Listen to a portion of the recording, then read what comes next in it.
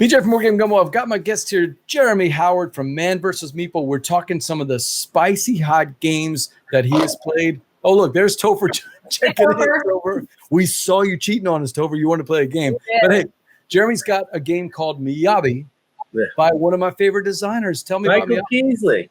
Yeah. So I don't know. Oh, look at Verla's eyes, Jeremy. She got all excited. Yeah, I know. So Miyabi is basically you're grabbing tiles. You're going to have stacks of different tiles. They're going to have different colors on them, or different decorations on them, I should say, like this.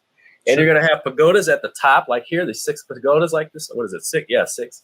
Yeah, and then you're going to be placing tiles. So you see how those tiles are placed? You're going to be taking a tile and placing it in one of the rows matching these icons right here.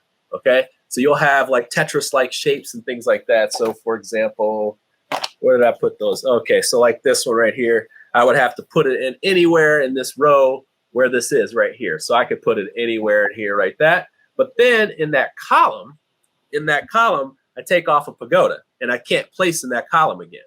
Okay, so there's like a little bit of trick to that. Okay, so then all of a sudden you start taking these pagodas out. You only have certain places that you can place.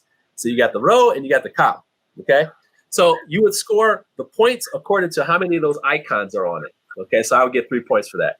But now, it's later on and crunchy at the same time, right? Jeremy. So later on in the game, you may end up putting things like this, and then like something like this, and then you put something on, let's say, on top of it. Like you kind of like maybe arc something like this, and it's on top of it now. All right, so like level 2 in a sense. Right. So it's level 2. 2 times 3 is 6, and you kind of keep So then you kind of keep that same. Sort of that number 9 vibe a little bit. Yeah. So like number 9. Yeah. Okay. Yeah. It sort of plays out like that. So you're gonna also have a little bit of thinkiness as well as that. See, I said thank you. Dang it. All right. Anyway.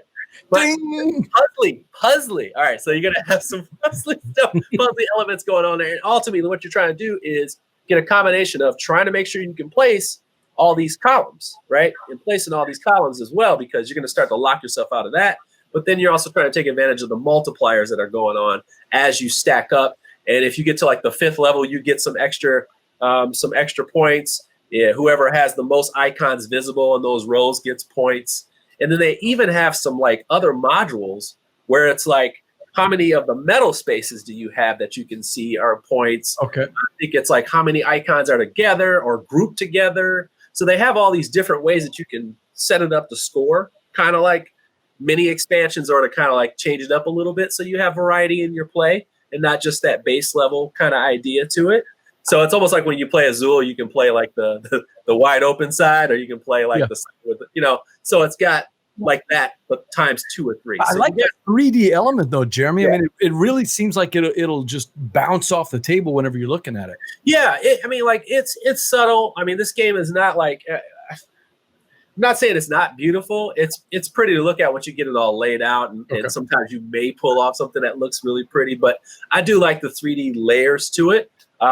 This game doesn't blow me out of the water, but I really like it. I mean, how hard is it? How hard is it to teach? Not hard at all, because really after you teach level 1 and level 2 of something, like to kind of show you how it works, you're good to go. I think what happens is when people place and those pagodas come off, they get stuck and they go, oh, I can't place this way again. You're like, nope. Once you're lined up that way, that's gone. And you're like, oh, like you'll have a couple of people who are like, oh. So that's the cool part. Of course, there's a little bit of hate draft in there and stuff, because it's, certain tiles and things like that. Is that something that's interesting to you? Kiesling and tile placement, yes. Yeah, very much. Yeah, I think it's another smart design. I mean, I like Michael Kiesling's stuff. Of course, there's bigger and better, but I definitely like this one. Who's the publisher? That's by Haba. Oh, okay. So let me tell you something. Haba had a really good year last year, and I don't know if you guys remember when I was talking about Honda last year, which still don't know why people don't talk about that game. It's you can't find it. That's right. Why you can't find it. You're right. But I want to play it. It looks great. Yeah, I can help you with a copy today. Oh, you do? You have a copy? I'm pretty sure there's a copy at my local game store. Yeah. So Honda's great. I really highly recommend that one.